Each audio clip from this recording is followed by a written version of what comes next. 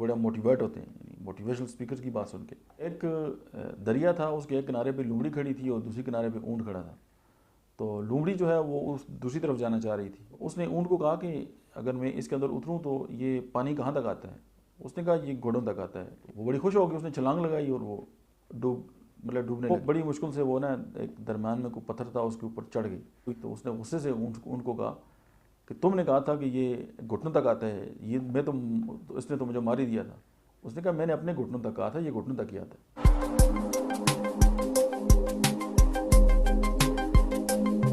بسم اللہ الرحمن الرحیم، السلام علیکم۔ میرا نام ڈاکٹر احمد اعجاز ہے اور میں سمیلی اومی کلینک سے بڑھواد اور right institute of mind sciences سے آپ سے مخاطب ہوں۔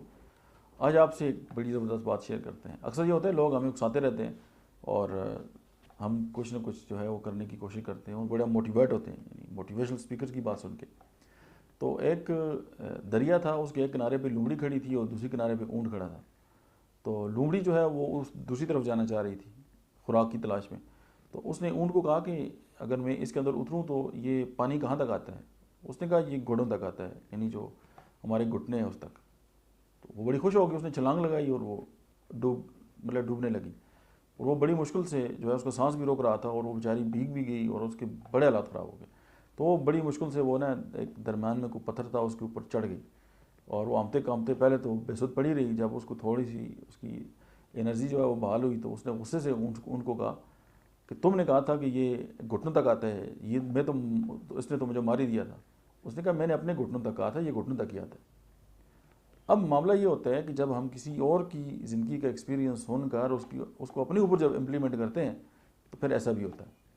تو اپنے جو پوٹینشیل ہے اس کو پہچانیں اور اپنا جو دماغ ہے نا اس کو استعمال کریں اور اپنے جو کمفرٹ زون ہے نا اسے باہر نکلنے کی کوشش کریں۔ ہو سکتے ہیں ایک بندے کی جو زندگی کا ایکسپیرینس ہے، اس کے جو حالات ہیں، اس کے جو معاملات ہیں وہ بالکل یکسر مختلف ہوں، اور دوسرے بندے کا جو رجحان ہے، اس کی جو ایٹیچیوڈ ہے، اس کی جو فیملی ہسٹری ہے، اس کا جو ایریا ہے، اس کی جو ڈیموگرافی ہے وہ بالکل مختلف ہو۔ تو اب ایک بندے کا فارمولہ جو ہے وہ دوسرے پہ کس طرح چل سکتا ہے؟ اب جس طرح ہمارے ایجوکیشن سسٹم میں یہی ہو رہا ہے کہ وہ تمام بچوں سے ایک جیسا ایگزام لیا جا رہا ہے اور ہر بچے کو جو ہے وہ ایک ہی لاٹھی کے ساتھ آنگا جا رہا ہے۔ اب آپ مچھلی کو کہیں کہ تم جو ہے وہ درخت پہ نہیں چڑھ سکتی، وہ اس امتحان میں فیل ہو جائے گی۔